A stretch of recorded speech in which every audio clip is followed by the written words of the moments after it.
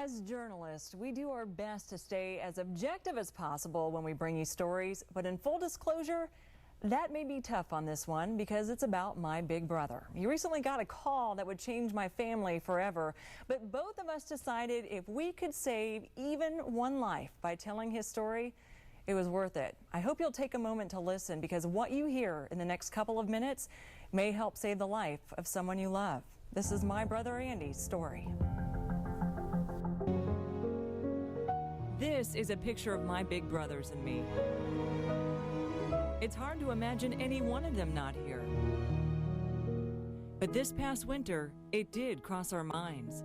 It started with a phone call on November 30th from Andy's doctor. And that's when I got the news, which was, you have cancer. And those are 3 words that are etched in my mind forever. Most weekends you can find Andy working on the pool, working on his tan, or working out. A healthy guy, which made the news that he had prostate cancer even more shocking. Your life flashes before you.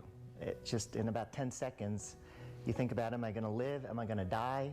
If I live, how long? What's going to happen? Am I going to see my kids graduate college, get married, have families? All those things go through your mind. Andy's journey started with a routine annual physical, where a simple blood test showed a high PSA level, which can be a sign of prostate cancer. His doctor recommended a biopsy. Unfortunately, several of the biopsies that they took out were very aggressive cancers. On a scale of 1 to 10, I had 2 that were an 8. With no family history and no symptoms that anything was wrong, it took a while for all of us to digest the news. But there was no time to waste. Andy and his doctor made a date for surgery within 6 weeks. Due to my age, being young and still in my 40s, and also the aggressiveness of the cancer, the best treatment plan was to perform a radical prostatectomy, and that's when they go in and take the entire prostate out.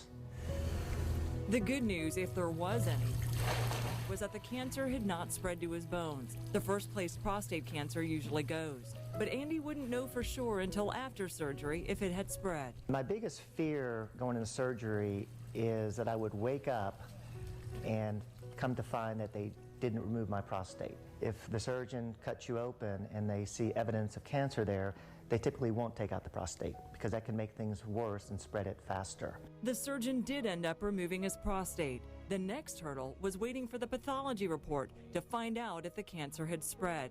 He got the call 2 days later from his doctor at 10:15 at night. And at that point, we got really good news. And the pathology report had indeed come back, and pathologists said that the cancer was actually all self-contained in the prostate capsule. For Andy and the rest of our family, it was the first time we had exhaled in weeks. At that point, the doctor said, you're done. Done meaning, in a good way, no more treatment, you don't need chemo, you don't need radiation, you should be fine. Andy's experience was a wake-up call for his friends to immediately go for their own physicals. Men just don't like doctors. We take our cars in to get checked up more often than we take our own bodies in to get checked up. But Andy knows firsthand this mentality can be a deadly one. The doctors and the insurance companies and the medical profession will tell you PSA tests should be started when you're 50. If I waited until I was 50 to have my first PSA test, I'd be dead. I would have not made it to 50 years old.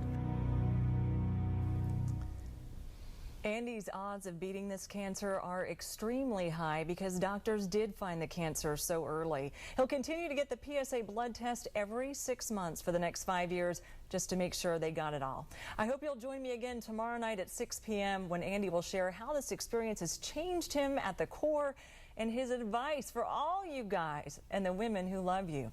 Plus, we'll have a special opportunity for you to get your questions answered by a urologist. Dr. Thomas Moody from Urology Centers of Alabama will join us for a web chat from 6:30 to 7 p.m. on WHNT.com.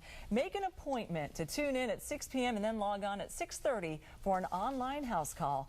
It could save your life or that of someone you love. You know, he feels real comfortable talking about this, and that's a blessing in itself. Absolutely, and I think he knew there was a greater purpose to all this. He knew that he was saving lives by telling his story. Good advice. I've been doing that exam since I turned 40, and that's been a few years ago. Fantastic. So, great for sharing that.